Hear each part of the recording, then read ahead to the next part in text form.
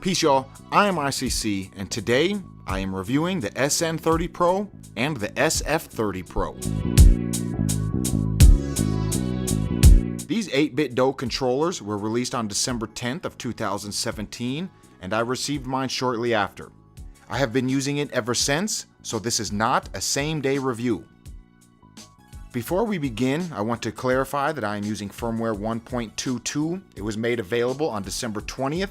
I would recommend updating your firmware. So far, firmware updates have fixed a rumble issue, a few crashing issues, and even a latency issue. It will make your experience much more enjoyable.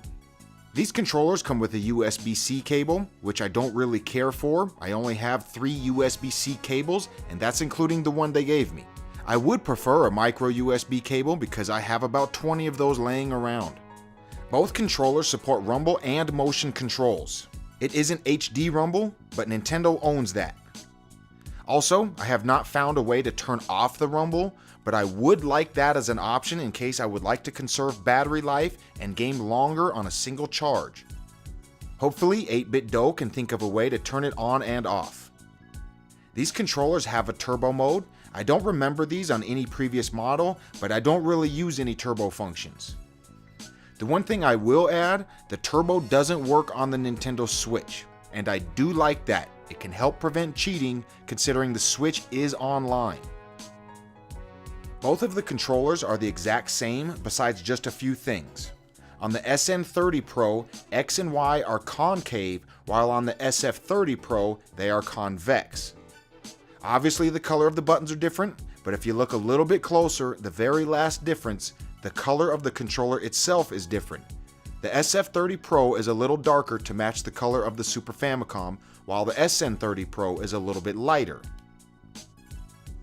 Since these are the only differences in the controllers, I will reference and concentrate on the SN30 Pro from here on out.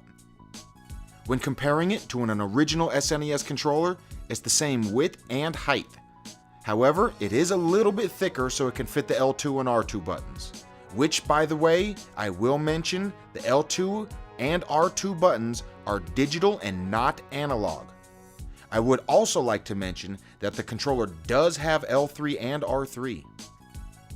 The SN30 Pro weighs in at 250 grams. Compare that to the SFC30, which only weighs 91 grams, and the PS4 controller, which is 210 grams. So the SN30 Pro is the heaviest of these 3 controllers, but not by a lot. The SN30 Pro supports Bluetooth 4.0. The older 8bitdo controllers use 2.0. This upgrade in Bluetooth has less lag and also an improved battery life. Both the SN30 and SN30 Pro use the same 480 mAh Li-ion battery, but the SN30 Pro is more efficient with the battery life.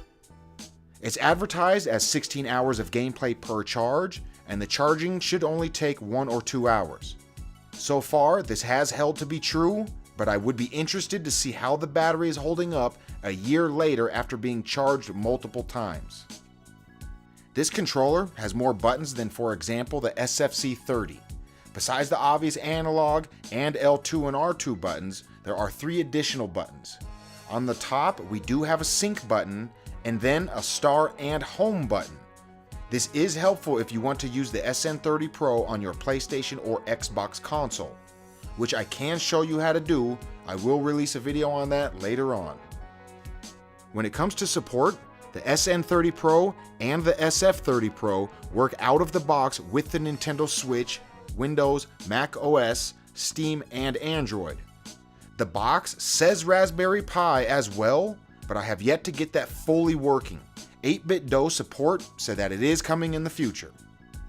As of right now, it's not compatible with the Wii, Wii U, or Retron 5, although 8bitdo has stated that may be coming in the future. It is compatible with all of 8bitdo's wireless receiver adapters, so you can use those on any of the original consoles, the Retron 5, or even the SNES Classic. It has no amiibo support. A lot like HD Rumble, it's owned by Nintendo, and that would bring a hefty lawsuit. When it comes to lag in this controller, in my opinion, this controller performs better than all previous 8bitdo models. I think it has an excellent response time, and I may just retire my SFC30. The D-pad is the same size as the original SNES controller, however I feel it's a little bit stiffer. I think with some playtime it may soften, but it's not a bad thing as of now. It seems to prevent accidental inputs. While pressing down, I don't get any left or right inputs, so that is a plus. The buttons are the same as the D-pad. They are a little tight and have major spring back. I really like the feeling of the buttons. Compared to the buttons on the non-Pro models, they are definitely tighter.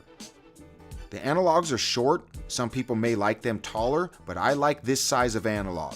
They spring back to the middle quickly, and I would say they remind me of the analogs on the PS4 controller.